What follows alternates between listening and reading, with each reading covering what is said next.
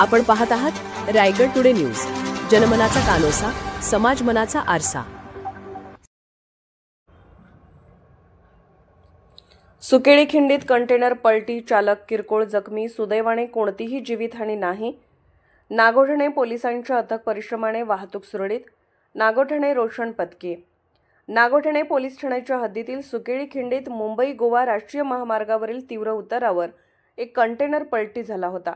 Nagothane police ठाण्याचे सहाय्यक police निरीक्षक सचिन कुलकर्णी यांच्या तत्परतेने वाहतूक सुरळीत करण्यात आली आहे।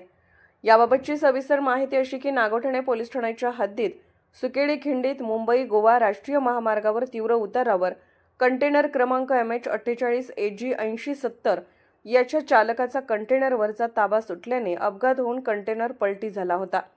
या अपघातात चालक किरकोळ जखमी झाला असून त्याला उपचारासाठी नागोठणे प्राथमिक आरोग्य केंद्रात नेण्यात आले आहे। सुदैवाने या अपघातात कोणतीही जीवितहानी झाली नाही।